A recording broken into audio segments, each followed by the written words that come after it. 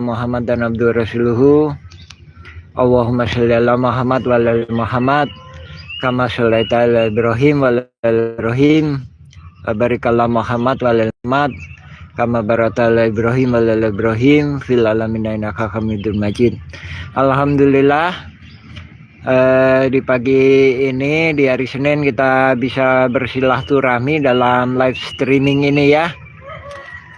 Kita akan membahas masalah perang psikologis yang digunakan, yang dijadikan modus oleh jaringan mafia tanah ini. Kita berada di Dago ya. Nah, kita akan membahas masalah modus-modus yang digunakan ya. Nah, kita berada di RW 01 Kelurahan Dago, Kecamatan Coblong, Kota Bandung.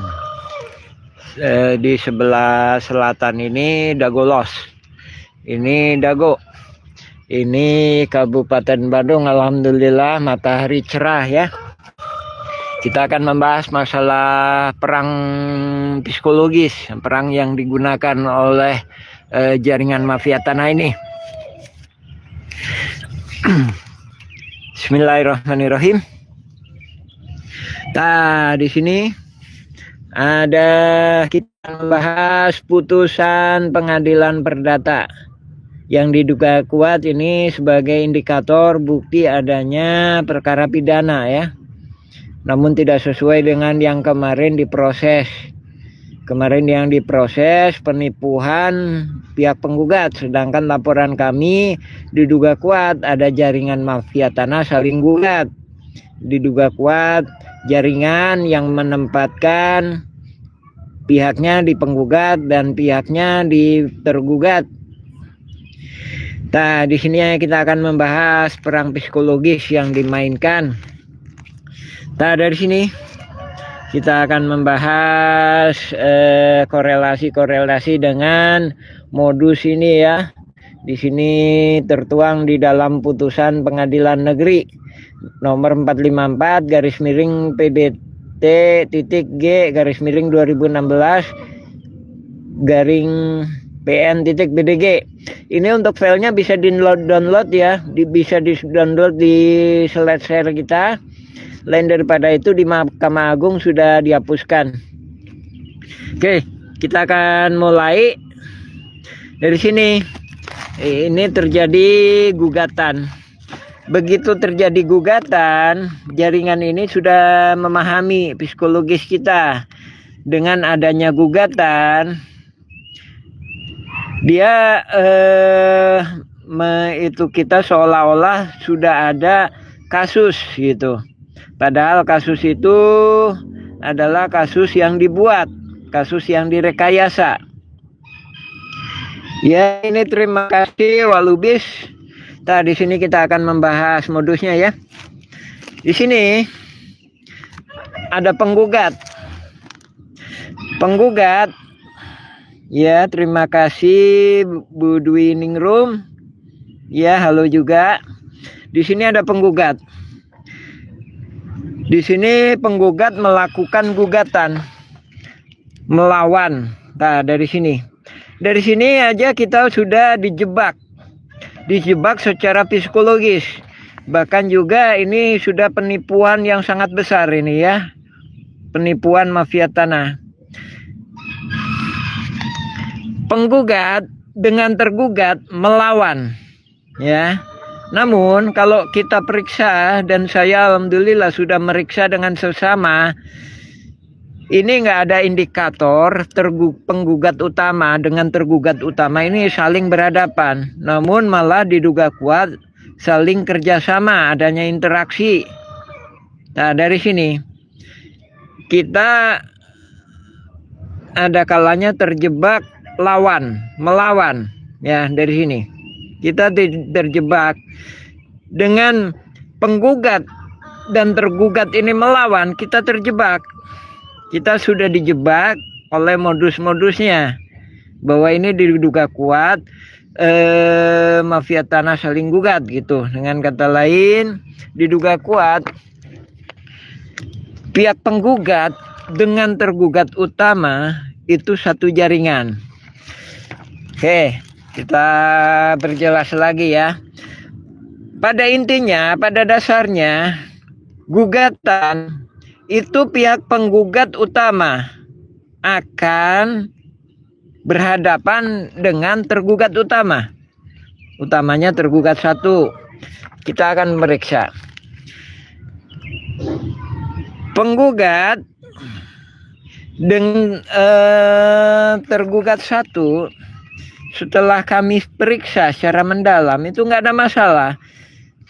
Bahkan tergugat satu pun menandatangani petisi-petisi yang kita buat ya.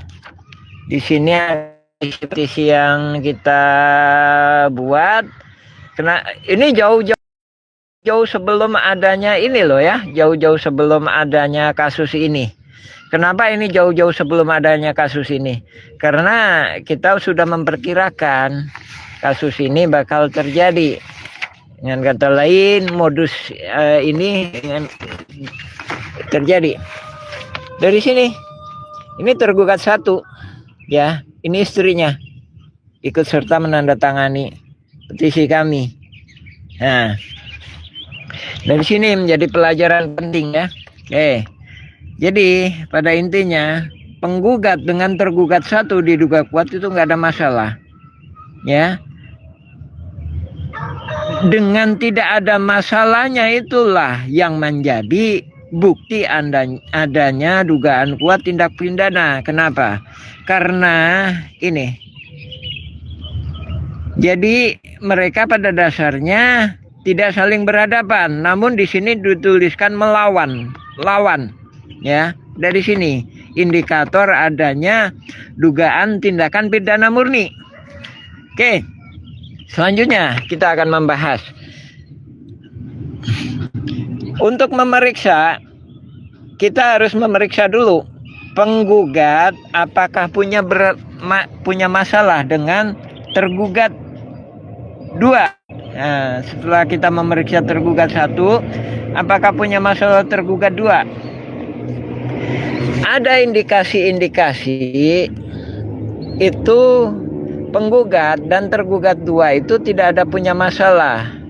Bahkan dalam putusan-putusan perdata ini pun diduga kuat malah saling berkolusi. Bahkan mereka sepakat objek yang ada yang seharusnya di Dago, dikatakan Dago, itu dialihkan ke Dagolos atau RW 02. Di sini ini halaman 46 ya. Ini pihak tergugat mengajukan permohonan kepada hakim hanya di RW 02. Lain daripada itu, pihak penggugat pun di halaman 31 ini masih belum ini ya, masih objektif mengatakan lokasinya Dago tanpa kata los ya. Ini halaman 31 ya, putusan pengadilan perdata tahun 2016. Ya, terima kasih Bapak Satria Wek. Nah, dari sini kemudian di halaman 32 terjadi pengalihan. Ya, terjadi pengalihan di halaman 32 ya. Putusan perdata ini di poin 12 yang asalnya Dago ditambahi kata los ya. Itu maknanya jauh beda loh. Jadi kalau Dago identik dengan kelurahan, kalau los itu wilayah di RW 02. Nah, lainnya ada lagi, ini dipertegas di poin 14 ya. Penggugat nyatakan, tuh udah ditambahin kata los ya. Kita simak lagi yang sebelumnya. Di halaman 31 ini nggak ada kata los, jadi cuma Dago. Sementara di halaman 32 ini sudah ada manipulasi, ditambahin kata los. Apakah pihak penggugat saja? Tidak. Tergugat pun, para pihak tergugat pun sama. Itu tadi juga. Ini para pihak tergugat ya, di halaman 81 mengemukakan objeknya ada di dagu. Ya. Kemudian di halaman 82 ini di putusan ini ya, putusan perdata. Namun diduga kuat putusan perdata ini sebagai indikator adanya kasus pidana. Pidana murni ya. Diduga kuat pidana murni, jadi nggak bisa digunakan novum. Nah, di sini pada poin ini sudah beralih ke los. Ya, terima kasih Bapak Pasar Sosa. Ya, selamat pagi. Terima kasih atas doa dan dukungannya. Ini udah ada ke los ya. Sementara 81 dago. Ya, dago identik dengan kelurahan yang dipimpin oleh lurah.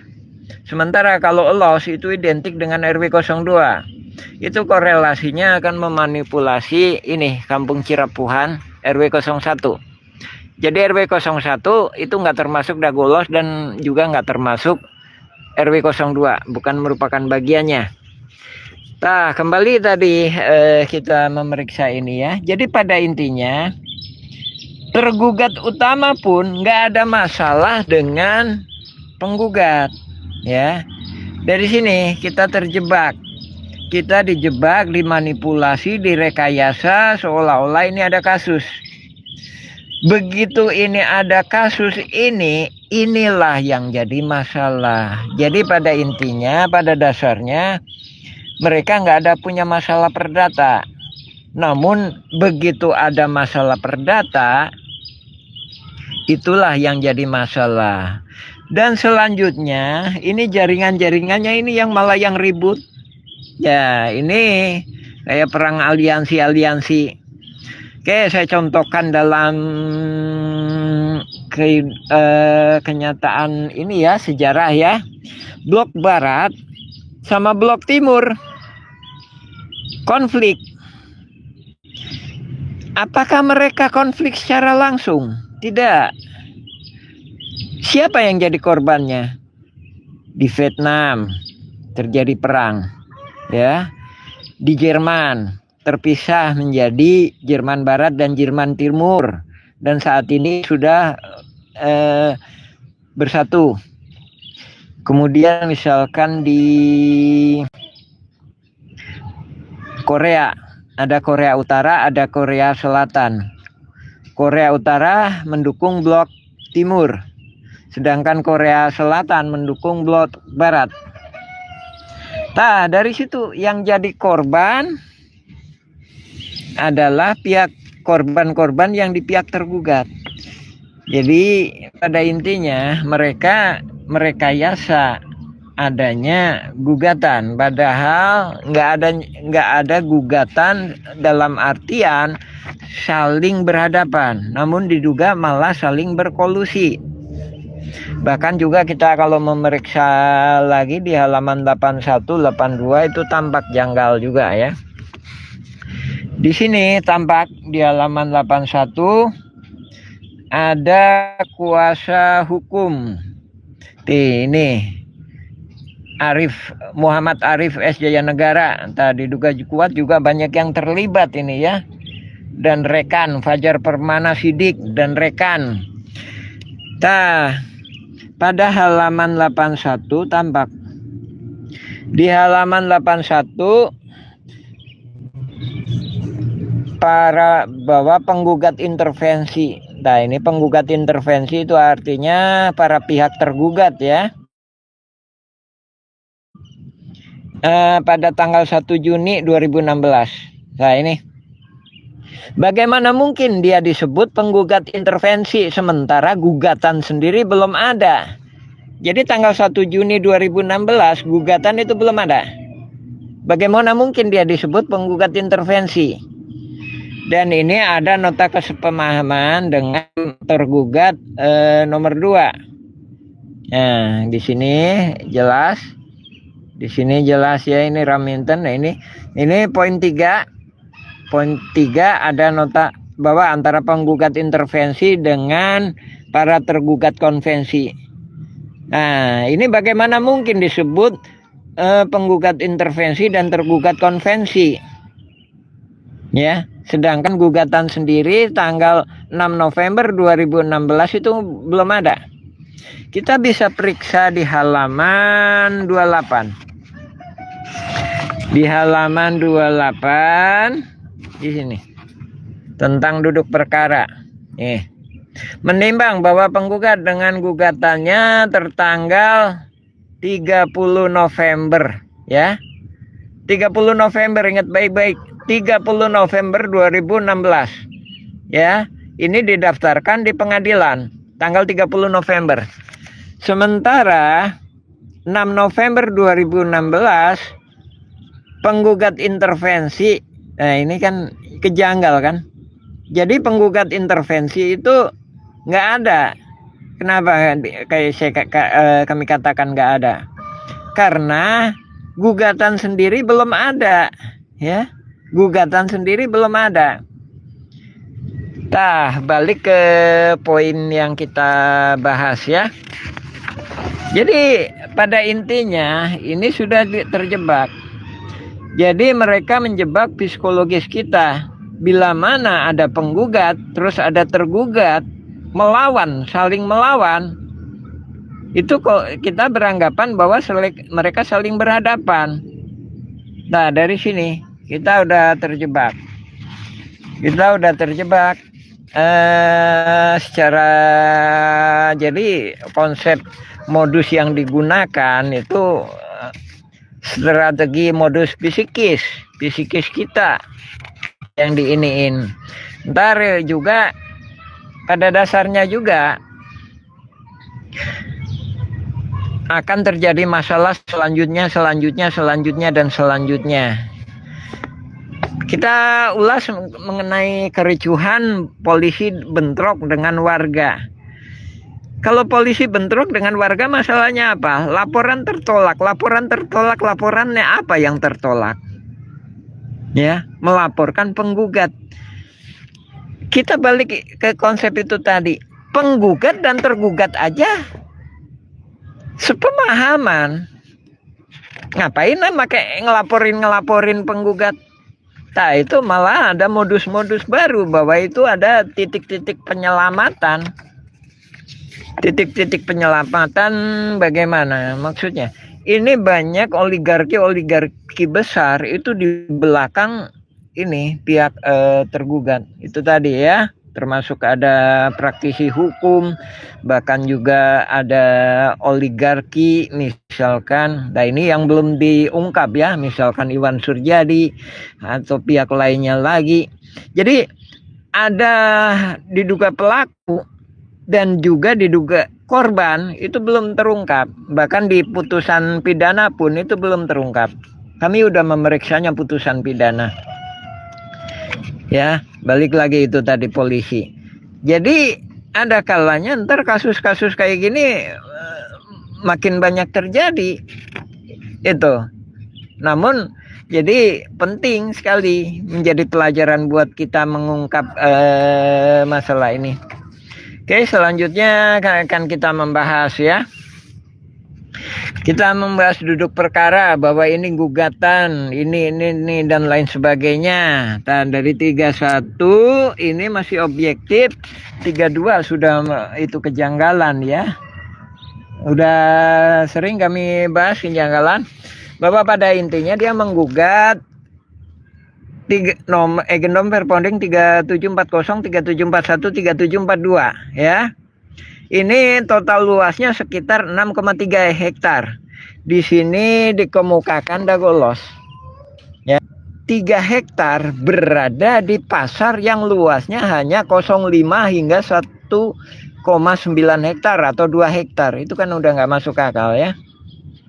Namun apakah penggugat saja yang tidak masuk akal, tergugat pun sama. Nah, di sini akan hakim judik fakti tidak berperan secara maksimal, nggak memahami kasus ini. Kita nggak menuding apakah mereka berkolusi, yang jelas nggak berperan secara maksimal judik faktinya. Dari sini kalau kita pelajari dengan seksama bahwa pada intinya modus yang digunakan itu seperti itu. Nah, dari sini ini juga salah satu indikator nomor 35 ini, pihak penggugat ya itu mendorong hakim supaya memberi keputusan kepadanya supaya dimenangkan. Ya, kita terjebak. Hakim pun terjebak bahwa si ini punya hak untuk dimenangkan. Lain daripada itu,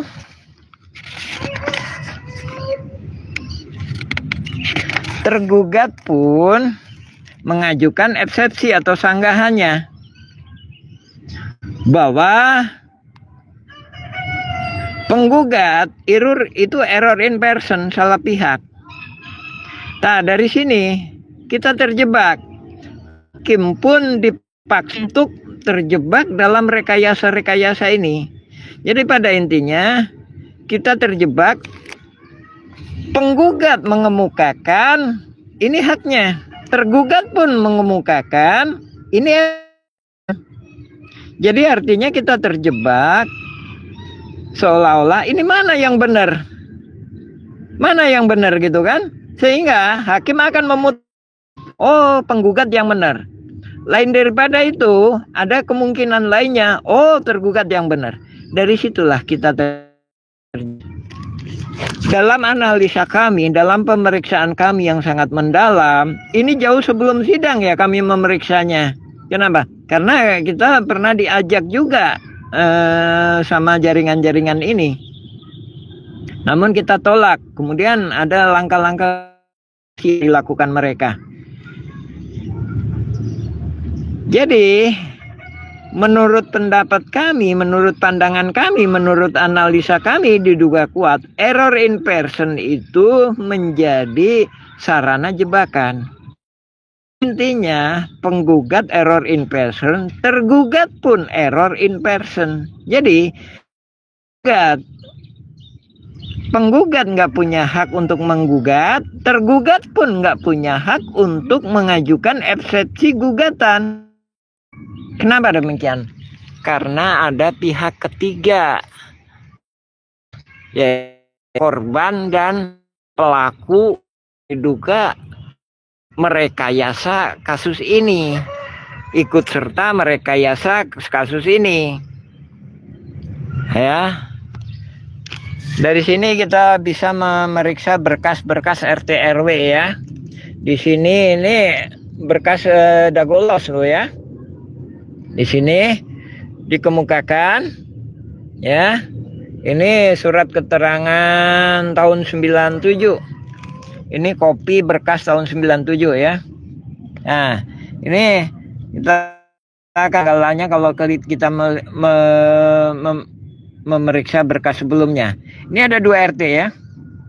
RT 2 Dagolos ya. Ini tergugat 2. Ini juga tergugat. RT 1 Dagolos. Namun kalau kita memeriksa ini juga tuh ada kejanggalannya. Ini hanya cuma 1 RT. Yang sebenarnya objek lokasinya itu cuma 1 RT kalau kita mengacu pada tahun 86.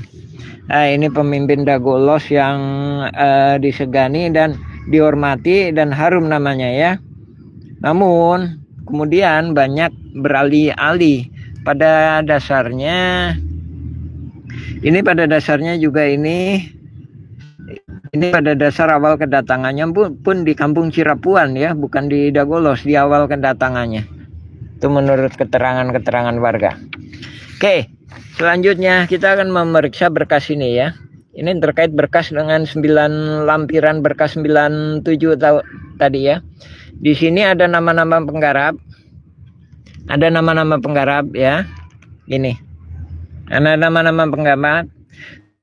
Potensinya untuk saling gugat. Nah, inilah potensi kolusi untuk saling gugat. Di sini hanya tercatat 57. Nah, ini 2000. Ini totalnya 2522.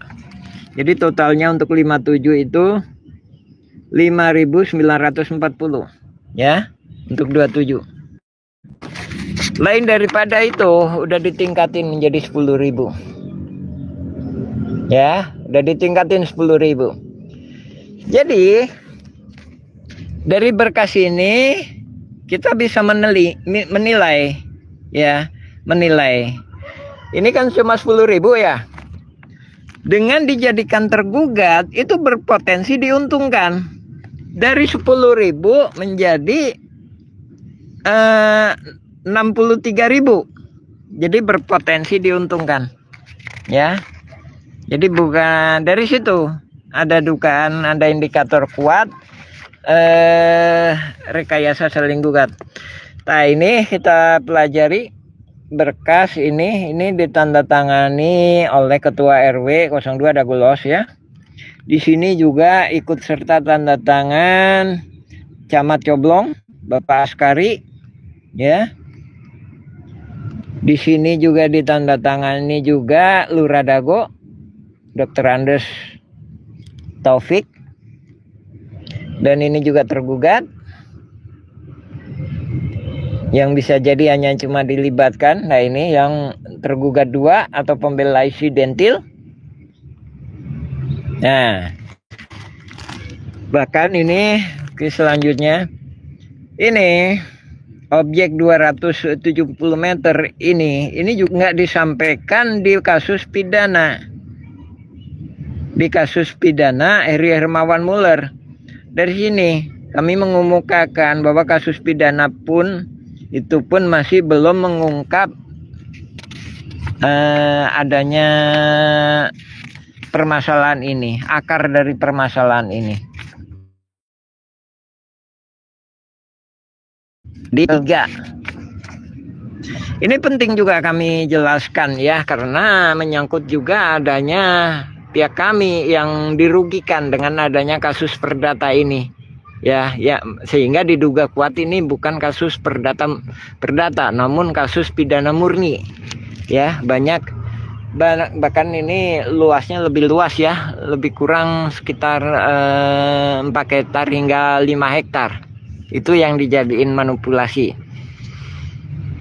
Nah, ini juga menjadi ini ya. Kita akan ini.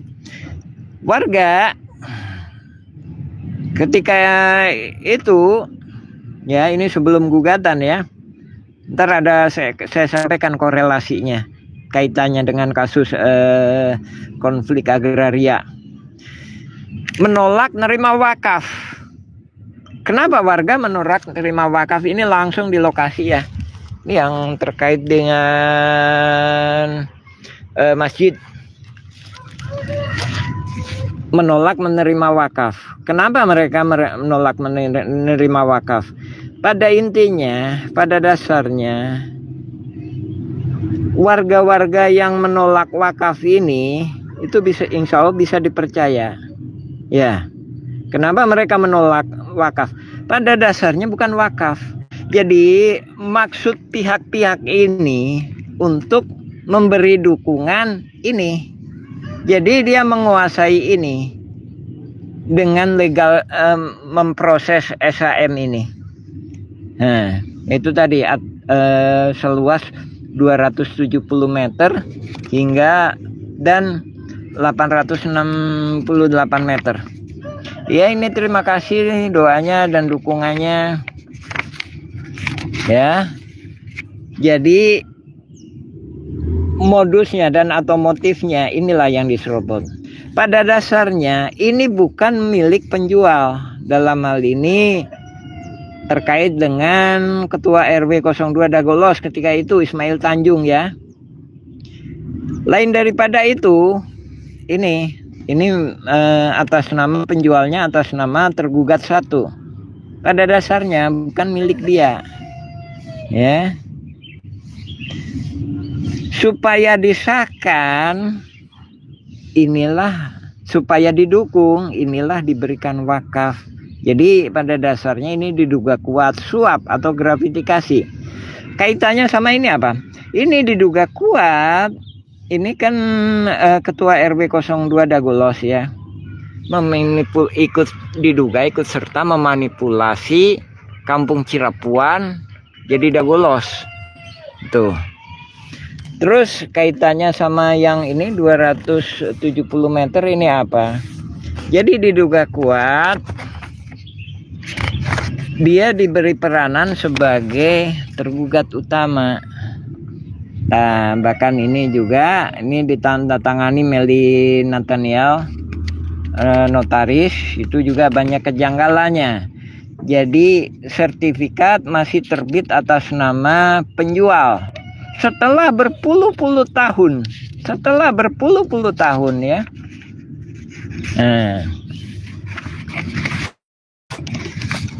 Nah, lain daripada itu, ini berkas RT RW Dagolos dan Kampung Cirapuan ya, disebutkan 3740, 3741, 3742 ini ada di RW 01. Nah, inilah yang dimanipulasi ya. Inilah yang dimanipulasi RW 01. Ingat baik-baik, RW 01 bagian dari RW 02 dan juga bukan bagian dari Dagolos ya. Jadi ini lebih banyak yang dimanipulasi loh dalam kasus ini.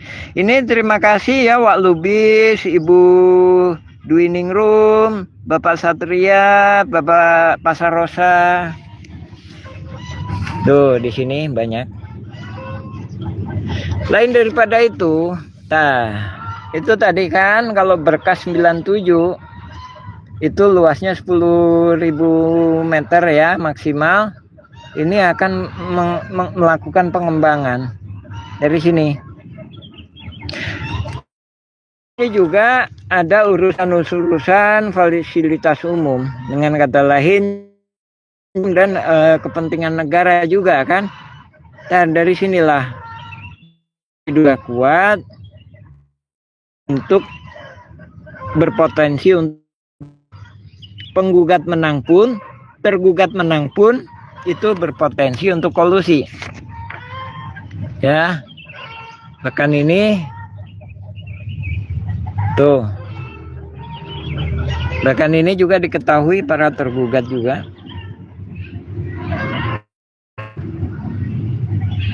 ya. Jadi di sini termanipulasi. Kita sudah melaporkan 2023, 2009, 2007 kita udah melaporkan.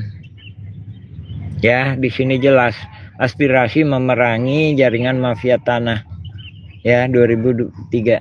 Ini 9 ini. Dan ini nggak segampang itu ya, nggak segampang itu dalam artian kita tanggal 30 April 2025 kemarin juga hampir-hampir dikeroyok gitu. Bahkan tadi saya sampaikan juga ya, ini sebenarnya juga ada korban di ini Uci Kuswida itu 30.23 itu dikeroyok dan gugur. Tuh, alhamdulillah kita dapat juga dukungan dari DPR pusat ya. Namun kami masih menyayangkan ini masih belum ada langkah-langkah yang sesuai dengan harapan kami. Terus juga perlu kami tegaskan juga komitmen kami bukan mempermasalahkan ini semuanya, bukan. Namun kami istilahnya berusaha mengajukan permohonan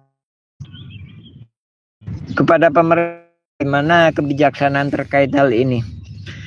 Nah, di sini juga ada berkas-berkas bagaimana surat inilah yang diduga kuat disalahgunakan oleh jaringan mafia tanah ini. Mana diduga kuat terdiri dari jaringan-jaringan yang di luar dan juga jaringan-jaringan yang ditempatkan di posisi penggugat dan jaringan di posisi tergugat. Ini merupakan surat BPN tahun 1983. Saya punya kopiannya, terus terang 1 lembar. Di sini surat BPN Kota Bandung ini ditujukan kepada Gubernur Jawa Barat.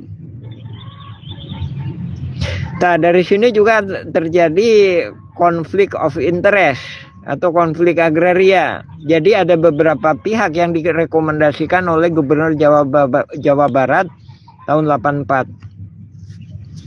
Yang jadi persoalannya ini masalah ini semakin panjang, bahkan ini pun disalahgunakan oleh jaringan mafia tanah saling gugat ini tadi.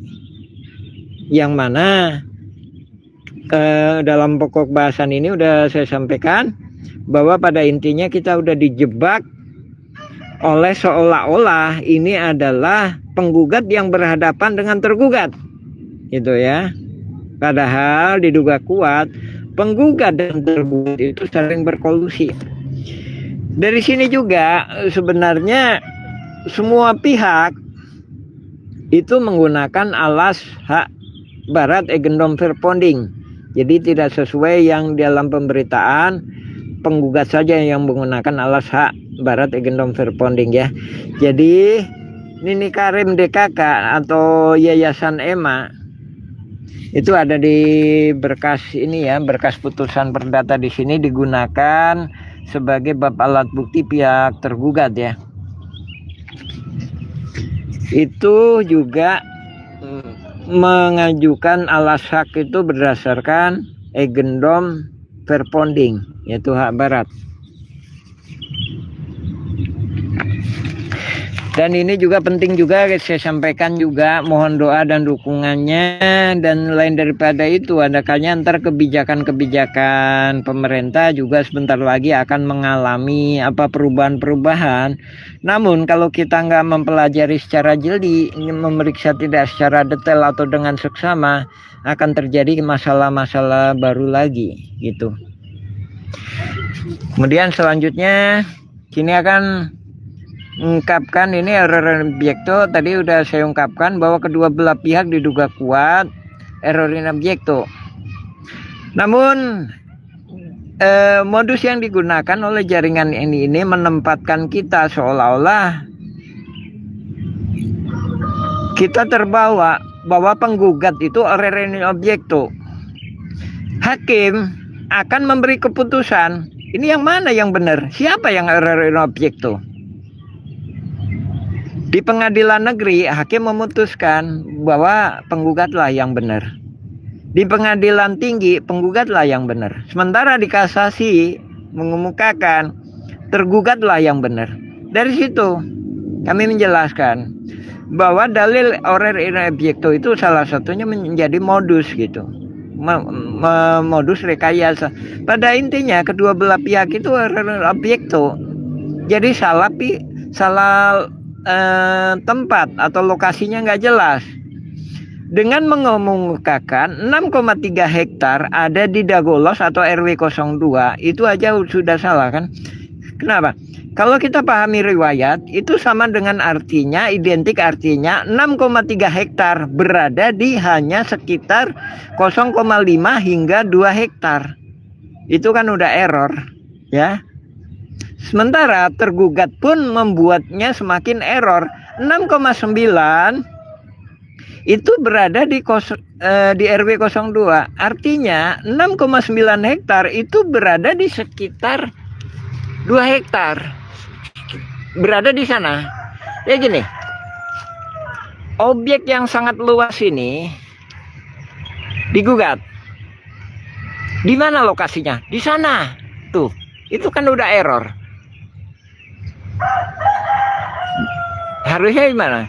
Ini tadi manipulasinya yaitu tadi dari Dago menjadi Dagolos. Itu udah error itu. Jadi kalau masih Dago itu masih belum error, tapi udah terjadi manipulasi itu tadi. 6,3 hektar itu ada di Dago. Kemudian mereka memanipulasi 6,3 hektar itu ada di sini. Tuh, ya kan? Paham? Kita ini di lokasinya langsung ya. Dari situ udah error ya. Dari sini juga kami mengungkapkan berarti ini wilayah yang ini dan ini dianeksasi. menjadi seolah-olah dagolos. Nah, ini juga kami mengumumkakan. Kemarin juga kami laporkan ke DPR Pusat, bahkan juga ke Panglima Perang Tertinggi Republik Indonesia melalui Bapak Presiden Prabowo bahwa ini aneksasi. Aneksasi itu bukan hanya melanggar aturan pemerintah Republik Indonesia, namun juga melanggar PBB. Jadi Kampung Cirapuhan menjadi dagolos itu aneksasi. Ya, itu penggabungan wilayah. Yang jadi masalahnya apa kepentingannya digabungkan wilayah? Ini tadi kan.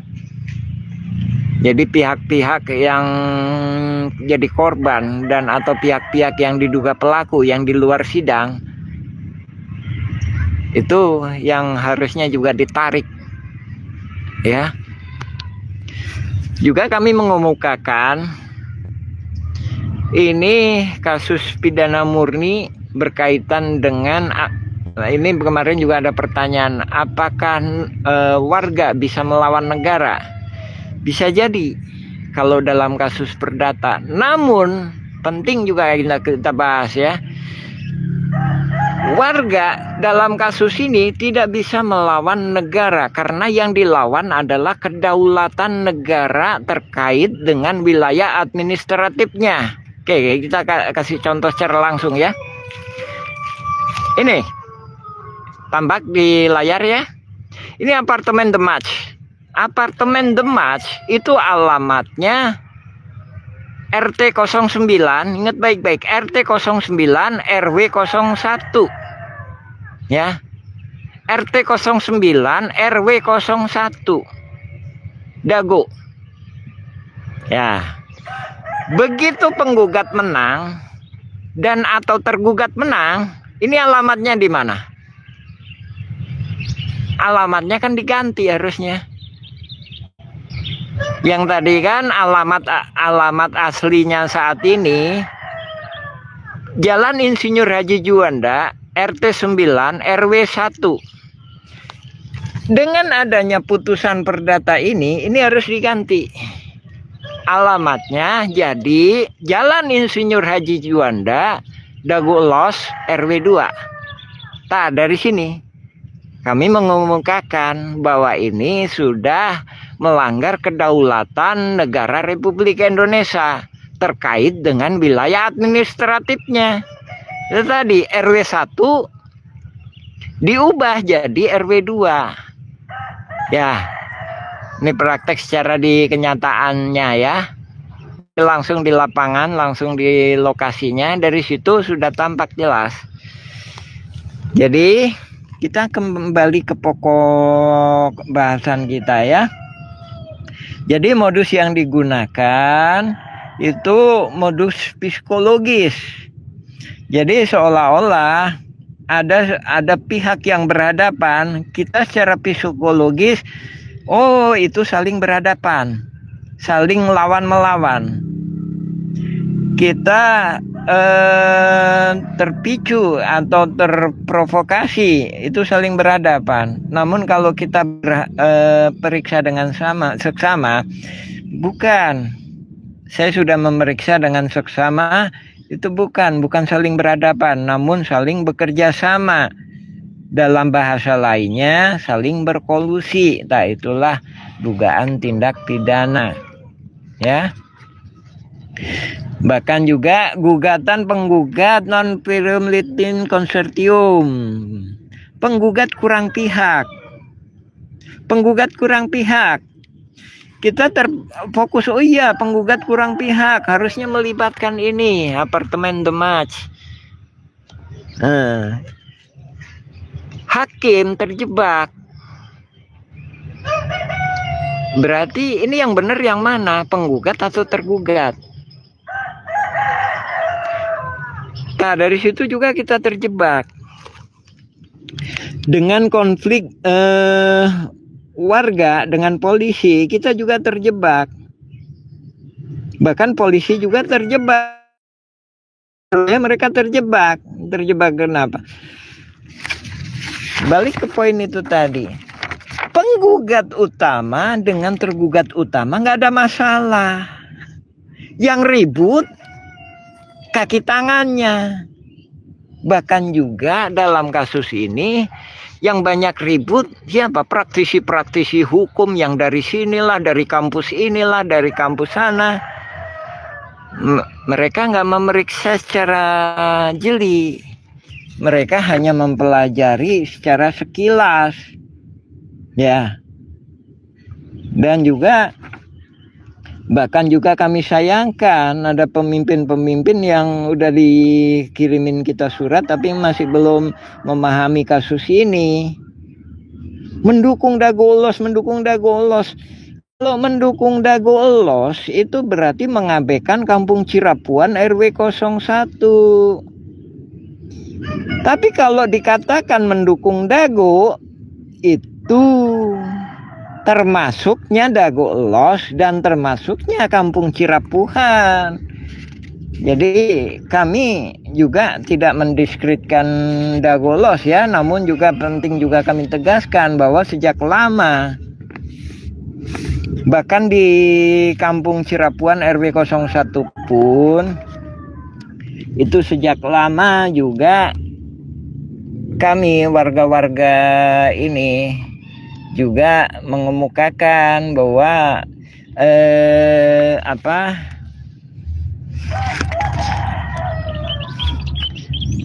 istilahnya mengkoreksi kepemimpinan yang ada di RW 01 sejak lama, dengan kata lain supaya nggak ikut serta terlibat dengan jaringan ini gitu. Sementara dalam kasus ini kalau saya pelajari, wilayah Dago Ulos sendiri itu sudah tersandra gitu, tersandra sejak lama. Bahkan itu tadi ya, berkas-berkas putusan, berkas-berkas putusan dan juga berkas RT RW di sini mengemukakan terjadi pengembangan. Jadi pihak-pihak tertentu pun didorong untuk melakukan ekspansi wilayah, pengembangan wilayah. Dari sini juga kan akan jadi masalah juga kan, dan termasuknya pengembangan wilayah di fasilitas-fasilitas umum dan objek-objek warga yang diintimidasi dan dihalang-halangi haknya. Bahkan kita kalau memeriksa ini ya, berkas tahun kopi ini, berkas tahun ini ya 9556. Dalam berkas ini mengemukakan wilayah-wilayah ini terkait dengan blok Dago ya. Jadi ini kalau ini Dago belum kelurahan, blok Dago. Ketika itu Desa Coblong. Nah, di sini juga mengemukakan, dalam berkas ini juga ada mengemukakan bahwa di sini ada blok Cirapuhan.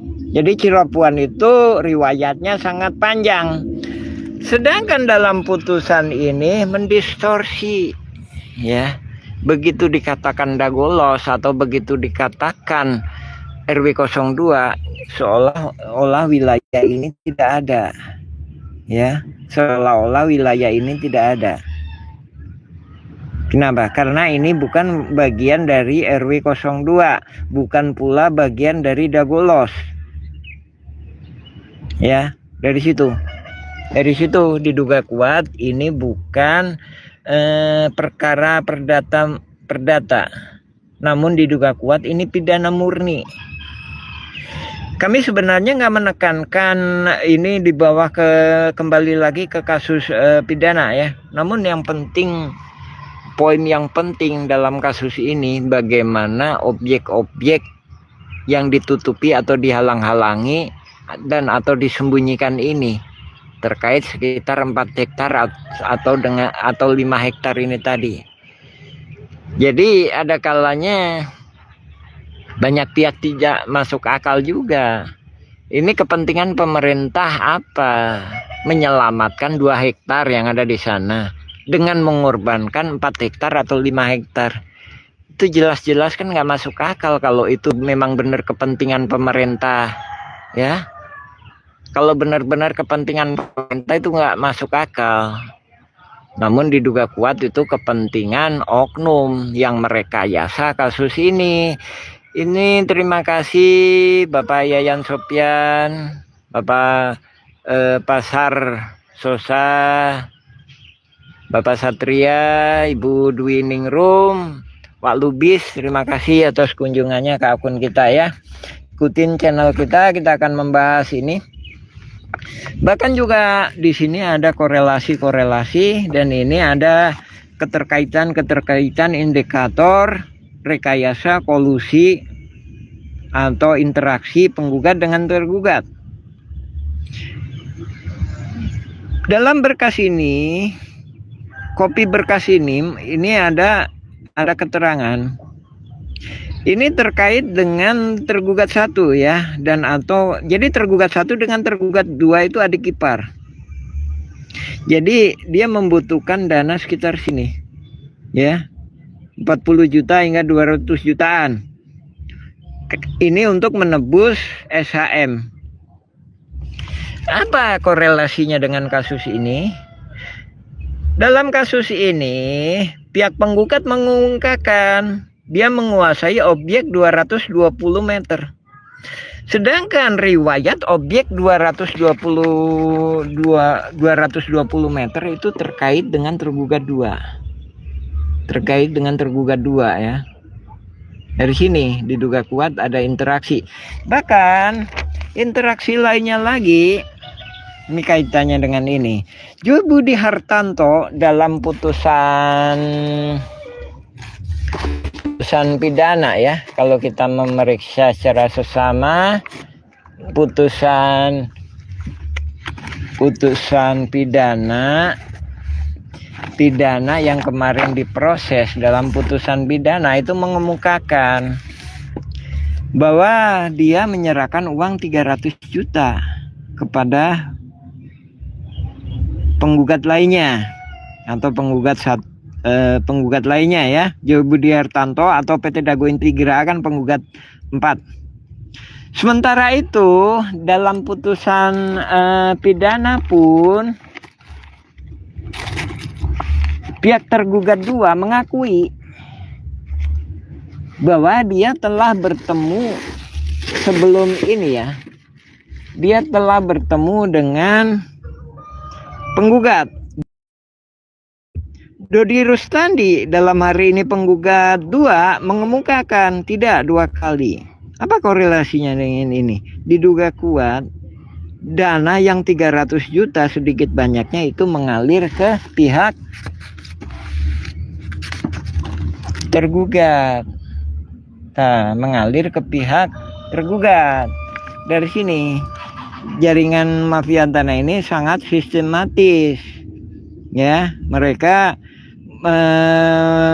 menggunakan modus-modus psikologis kita. Jadi psikologis kita akan beranggapan bila mana ada penggugat dengan tergugat, kita secara psikologis akan menilai ini dia berhadapan. Dan hakim itu akan menilai demikian. Berhadapan, kami masih dengan tegas mengatakan bukan, dia tidak berhadapan, diduga kuat dia berinteraksi atau bahasa lainnya berkolusi. Ya, sehingga kasus ini kami mohonkan supaya demi hukumkan dan atau kembalikan ke kasus yang mendasarnya. Gitu. Dengan kata lain kita balikan ke pemerintah membentuk tim independen mengurus ini. Kita nggak mendorong kasus ini kembali lagi ke masalah pidana, namun gimana keadilan pemerintah untuk mendistribusikan lahan-lahan yang ada itu.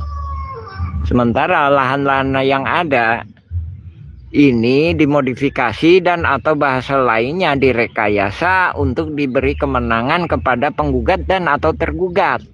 Sebagaimana kami jelaskan itu tadi. Nah ini, misalkan ini, kita nggak bicara alas hak dulu ya. Misalkan ini jatuh, yang pertanyaannya misalkan demat jatuh ke penggugat atau tergugat. Kita nggak mempermasalahkan poin itu. Poinnya ini alamatnya di mana? Ya. Kalau sekarang alamatnya di RW 1. Namun begitu penggugat dan atau tergugat menang, alamatnya dirubah jadi RW 02. Nah, itu kan yang nggak masuk akal. Ya. Jadi perubahan alamat. Kita nggak membicarakan alasan. Dari sini kita mengemukakan dalil-dalil bahwa ini sudah melanggar kedaulatan negara Republik Indonesia. Bukan bicara masalah alasannya ya. Dengan merubah alamat itu udah melanggar kedaulatan Republik Indonesia. Karena negara Republik Indonesia punya kedaulatan terhadap wilayah administratifnya, ya. Dari sini ini juga kita tahun 2025 ya, kita menambah surat dan dengar pendapat dengan ini Ketua Komisi B DPRD Kota Bandung ketika itu Bapak Indrisal Nazar ya, Ketua Komisi B ya. Nah, ini terkait pemasangan pipa induk. Nanti kami jelaskan apa kaitannya ini ya. Pipa induk. Nah, ini diketahui kami ketika itu sebagai ketua RT, pengurus IKI masjid, ini staf, ini ketua RW ya. Jadi gini, pipa induk ini dipasang sepanjang 400 meter dari sana. Ya. Sini, jalan sini, sini sampai ke sana, Masjid Al-Ibadah. Dari sana sekitar sana ya, Masjid Al-Ibadah. Kemudian dari titik Masjid Al-Ibadah itu ke titik ujung yang sana itu sekitar 300 meter. Artinya pipa ini panjangnya dari sana ya ke sana itu 700 meter. Kemudian rata-rata lebar 70 meter.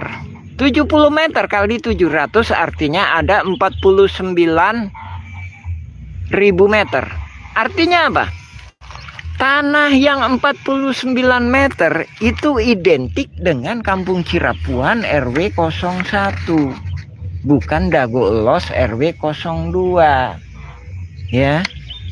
Dari sini udah banyak rekayasa dan manipulasi. Kemudian akan itu pihak-pihaknya. Bahkan dari sini udah akan terjadi pengacak-acakan. Jadi dari tahun 2027 kita udah berkirim surat kepada Lurah Dago supaya ditentukan batasan awalnya. Kemudian merembet ke sini. Jadi fokusnya tadi itu tadi yang kami jelaskan terkait dengan Ismail Tanjung itu tadi, terkait dengan Iwan Surjadi, Komisaris PT Batu Nunggal itu tadi. Dan lain daripada itu ada interaksi lainnya lagi terkait dengan hal ini. Bahwa bab alat bukti yang digunakan oleh pihak tergugat ya, yang digunakan oleh pihak tergugat itu ada alasannya, nggak ada padanya. Ini ya, kita bisa periksa di halaman 73 ya, putusan perdata ini ya. Yang diduga kuat ini adalah indikator bukti pidana. Di sini poin ini ya. Ini bapak alat bukti ini terkait objek 15.000 meter. Jadi gini ceritanya. Ketika kami datang ke kantor PBB, ya terima kasih Bu Evelyn. Terima kasih atas doa dan dukungannya telah datang ke channel kita. Ketika kami ke kantor PBB ya, petugas PBB mengemukakan bahwa objek terkait ini telah beralih ke pihak yang bernama Dedi M. Saat. Silakan searching Dedi M. Saat. Ternyata ketika kami searching, Dedi M. Saat juga mengurus tanah di Jakarta. Dari situ ada indikator-indikator. Dari sini mengemukakan bahwa ada pihak ketiga lainnya lagi gitu, yang diduga korban dan atau diduga pelaku. Ya. Nah, dari sini surat pernyataan penggarap untuk pertanian penghijauan seluas 15 halang-halangiaknya. Jadi ada lahan-lahan yang diintimidasi atau dihalang-halangi haknya atau disembunyikan. Artinya apa? Kuat bila mana tergugat menang pun, yang mana diduga kuat berkolusi dengan pihak penggugat, itu masih memiliki potensi untuk mendapatkan hasil kolusinya. Jadi saling berbagi. Jadi pada intinya bila penggugat menang itu kan dapat lahan sekitar 6 hektaran ya. Sementara dalam rekayasa kasus ini juga diduga kuat, begitu hakim memberi kemenangan ke pihak tergugat, mereka udah mempersiapkan ini ya, mempersiapkan terkait dengan objek ini, yang pada dasarnya objek 15.000 meter ini berada di pihak ketiga ya, bukan berada di pihak tergugat ya. Jadi di balik layar sudah berada di pihak ketiga. Jadi ini kasus ini sangat ini sekali ya, sangat kompleks sekali. Dan adapun langkah-langkah hukum yang masih berjalan itu sangat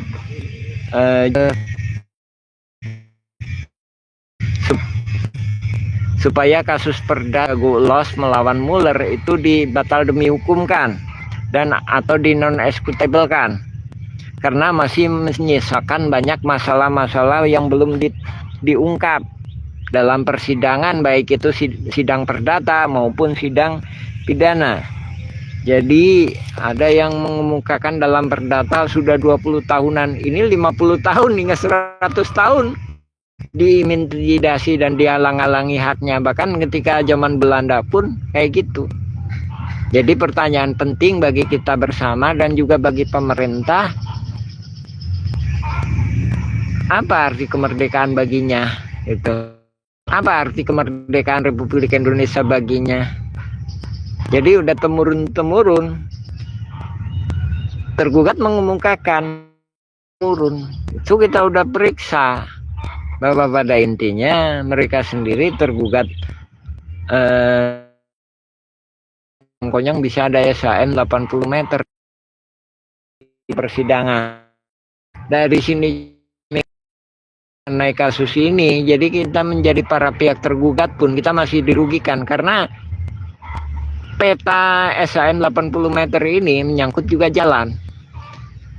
Lain daripada itu, peta 270 meter dan 108 meter menyangkut, dan juga jadi pada dasarnya juga jamaah masjid itu nggak bisa lewat itu ya. Ini terima kasih banyak atas doa dan dukungan, semoga kita bersama diberikan kelancaran rezeki, keberkahan selamat dunia akhirat, dan ini mohon doa dan dukungannya, dan semoga pemimpin Republik Indonesia sehat selalu dan bisa bersikap adil dan bijaksana. Lain daripada itu, ini sebenarnya juga kita pahami banyak jaringan-jaringan yang kuat, bahkan juga petinggi-petinggi, bahkan di berkas putusan pengadilan kalau kita periksa dengan seksama pun di halaman 80 sampai 89 itu ada nama-nama petinggi kalau kita periksa satu-satu. Oh ya, untuk file PDF-nya sehubungan dengan yang lengkapnya itu di Mahkamah Agung kan sudah dihapuskan. Itu bisa di-download di slideshare kita ya, cari aja yang lengkapnya. Putusan Perdata 2016. Nah, ini juga kami ingatkan, jadi jangan kayak buzzer-buzzer itu cuma mengupas-ngupas langsung ke pengadilan tinggi ya. Bahkan ntar insya Allah juga kita akan membahas masalah putusan pengadilan tinggi. Para buzzer-buzzer dan juga atau nggak jelas lah ya, itu juga satu persatu juga udah kami iniin ya, kami istilahnya kami koreksi, kami udah tuliskan di slide share, misalkan ada katanya dari fakultas hukum ini, fakultas hukum itu, namun kami kritik, Anda membedakan dago dengan dagolos saja nggak paham bagaimana membahas masalah ini gitu. Dengan kata lain juga, kalau misalkan Anda benar objektif, Anda sebenarnya juga terjebak gitu, terjebak dalam ini tadi yang pokok yang kita bahas. Kita seolah-olah udah terjebak pada modus yang mereka gunakan secara psikologis. Secara psikologis, kalau mereka akan memprovokasi psikologis kita dengan adanya penggugat, dengan adanya tergugat, berarti mereka berhadapan, itu kan. Sehingga kita harus mendukung yang mana nih? Namun kalau saya yang nggak mendukung keduanya. Jadi keduanya menurut kami penggugat. Nah, ini yang disampaikan oleh Menteri AHY ya, Menteri Agus Harimukti, Bapak Agus Harimukti ketika menjadi Menteri BPN ya. Ini dirugikan 3,6 triliun. Namun yang kami sampaikan cuma 100 miliar hingga 1 triliunan atau 2 triliun lah ya. Kenapa kamu kemukakan demikian? Bahwa kami iniin seandainya kerjasama, otomatis kan kerugiannya nggak setinggi itu. Namun itulah yang jadi masalah pentingnya. Jadi kalau kita mengemukakan kerugiannya 3,6 triliun, itu seolah-olah membenarkan salah satu pihak ya. Namun kami nggak membenarkan kedua belah pihak. Apakah mereka salah? Bukan begitu juga. Jadi pihak tergugat pun menguasai fisik-fisik lahan. Namun sebagaimana tadi kami sampaikan, tidak sebagaimana di fakta di persidangan yang berjalan. Sedangkan fakta persidangan berjalan itu seolah-olah menempatkan warga kampung Cirapuhan yang punya legal standing maupun yang sudah dihalang-halangi haknya itu menjadi pihaknya tergugat dan atau menjadi pihaknya tergugat atau penggugat. Dalam hal ini secara ini juga nggak masuk akal. Dengan kata lain, kampung Cirapuhan harus diubah dulu menjadi Dagolos, atau RW 1 harus diubah dulu menjadi Dagolos. Nah, inilah yang kami sampaikan, ini melawan negara. Melawan negara bukan masalah alas haknya, tapi wilayah administratifnya. Jadi kampung Cirapuhan itu ada, RW 1 itu ada. Namun putusan perdata ini mendistorsinya. Jadi seolah-olah penggugat itu berada di RW 02 Dagolos, tergugat pun seolah-olah berada di RW 02 Dagolos. Dari situ yang dilawan itu gitu. Ya, sekali lagi terima kasih pada semuanya, Bapak pas akun Sasar Sosa, Bapak Yayan Sopian, Bapak Bambang Irawan, terima kasih. Bapak Evelyn, ngeri ya nantinya. Makanya kita mengharapkan ini ya, ngeri. Ya, ini kita, namun kita sudah menuliskan, Bapak, menuliskan surat ke DPR RI, termasuknya Komisi 1, Bapak. Jadi Komisi 1 perlu kami tegaskan ya, Komisi 1 itu berkaitan dengan Hankam, Pertahanan Nasional. Ya, makanya kalau lihat di slide share juga ada itu, kita menuliskan surat ke Komisi 1-2. Komisi 2 berkait dengan masalah pertanahan, Komisi 3 berkait dengan masalah hukum. Karena diduga kuat ada rekayasa hukum. Terus Komisi 11 terkait masalah keuangan, apa kaitannya? Pengaliran dana ini tadi. Juga isi 13 dalam ini HAM. Juga kita menuliskan surat ke Menteri HAM. Juga kita menuliskan surat ke Mendagri terkait dengan batas wilayah. Dan memang ini ngeri, ya memang ngeri. Ya, ini modusnya itu tadi, Pak. Kita harapan ini menjadi pelajaran penting buat kita bersama, dan juga menjadi pelajaran penting juga buat pemerintah, bahwa pada dasarnya ini kasus yang dibuat-buat. Pidananya itulah pidananya.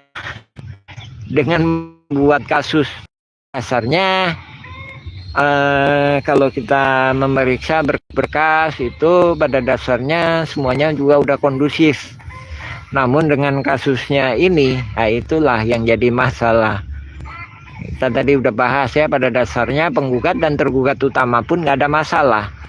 Namun yang ribut malahan pihak-pihak yang nggak paham, yang diikut sertakan, jadi aliansi-aliansi gitu. Jadi ibaratkan dalam perang itu tadi, perang barat melawan blok timur, yang ribut siapa? Yang jadi korban siapa? Jerman. Yang jadi korban siapa? Vietnam. Yang jadi korban lainnya lagi siapa? Korea. Korea Selatan, Korea Utara, ya terpisah dari situ. Sehingga kami juga, makanya juga kami dengan tegas mengirim surat, bahwa yang kayak kami tegaskan, yang kami kirimkan surat, bahkan tertulis juga, Panglima Perang Tertinggi Republik Indonesia. Kami dengan tegas mengemukakan Panglima Perang. Kenapa? Ya ini memang kondisinya kacau. Sehingga tuh kan menurut Bapak Bambang Irawan juga ngeri, iya Pak. Bahkan juga sudah ada korban jiwa. Nggak ramai dalam pemberitaan itu masih belum apa-apa. Ini ada warga dikeroyok, gugur, ada di berita nggak ada. Jadi dari sini juga ada indikator bahwa pemberitaan itu juga banyak yang apa ya istilahnya, ya dibayar lah gitu. Dibayar gitu. Jadi adakannya berita-berita itu ada ketika kita mampu membayarnya gitu. Bahkan juga kita pernah kedatangan jurnalis, apakah bisa terbit? Tidak bisa terbit. Tidak diterbitkan, mungkin butuh anggaran gitu kan. Dari sini jadi pelajaran penting kita bersama. Ada kalanya media-media yang mengemukakan objektif, mengemukakan dalil-dalil membela HAM, membela hukum, ada kalanya juga banyak yang rekayasa juga gitu. Nah, di sini juga ini kami 2010 juga udah berkirim surat ke BPN ya. Namun jawabannya nggak sesuai dengan jawaban yang diberikan kepada pihak penggugat maupun tergugat. Kayak itu janggalnya ya. Ini 2010 ya. Ini 2010, ini banyak surat kami kirim ke BPN Kota Bandung ya.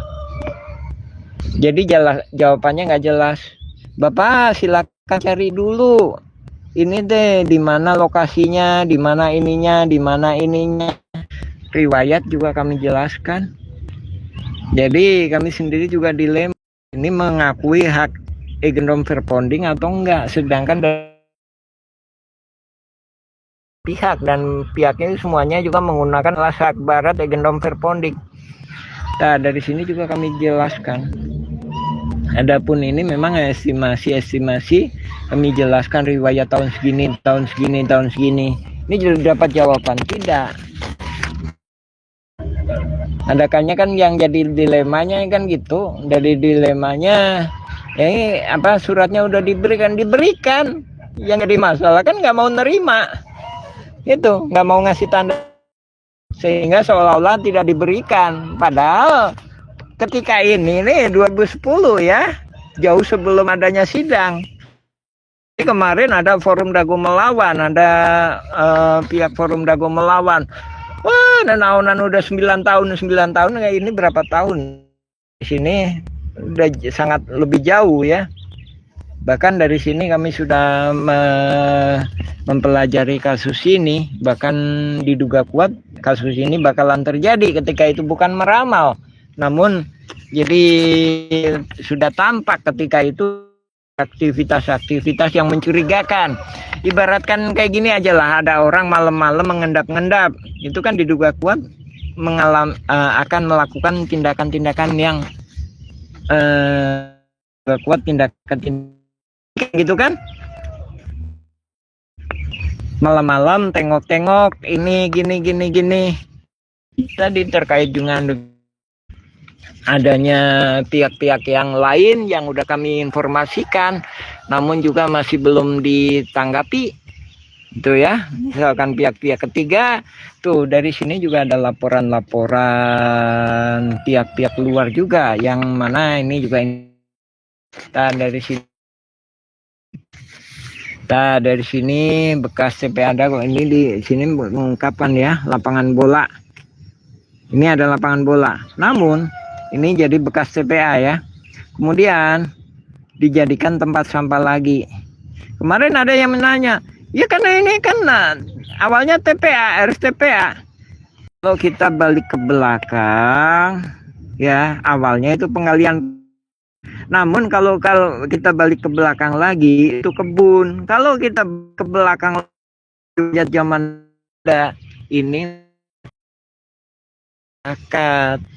ketika dalam penjajahan, ya ketika dalam penjajahan kolonial, mereka udah ada di sini, dan ketika membangun rel di Zanda 1880-an, dan berikut juga ikut serta dan atau terlibat dan atau dipaksa ikut serta membangun gua Belanda, dan atau berikut gua Jepang, dan atau yang di sana kemarin ada, mohon maaf nggak tahu kenapa nggak ada suaranya di sana, itu PLTA, pembangkit listrik tenaga air.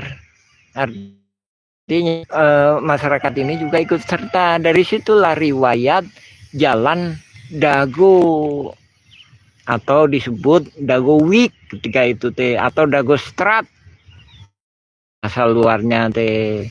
Ini terima kasih ya Bapak Satria, Bapak Bambang, Ibu Evelyn, Bapak Pasarseno, terima kasih Bapak Yayan, Sopian, dan lain sebagainya. Dago Week. Nah, dari sini jadi pembangunan jalan Dago itu ketika ada PLTA di sana. Nah, PLTA itu tahun 1920-an, sedangkan gua Belanda tahun 1910-an. Kenapa dia nggak ngebangun jalan ini? Ada jalan Insinyur Juanda, ada jalan, cumanya itu kan komplek militer. Jadi jalannya itu jalan kamuflase. Itu menurut keterangan warga. Jadi warga sendiri, mohon maaf ya, ketika itu banyak pendidikannya yang kurang, sehingga sampai saat ini banyak lain daripada itu, banyak yang diintimidasi atau dihalang-halangi haknya. Alhamdulillahirrahmanirrahim. Assalamualaikum warahmatullahi wabarakatuh. Terima kasih ya semuanya. Selalu ikutin channel kita. Silakan video-video kita bisa di-download, di-re-upload. Namun belum ada tanggapan dan tindak lanjutnya. Ya, alhamdulillahirrahmanirrahim. Semoga kita makin jaya, sukses, dan jangan lupa berdoa dan juga terus berjuang untuk memperbaiki negara Republik Indonesia yang kita cintai ini. Alhamdulillahirrahmanirrahim. Assalamualaikum warahmatullahi wabarakatuh.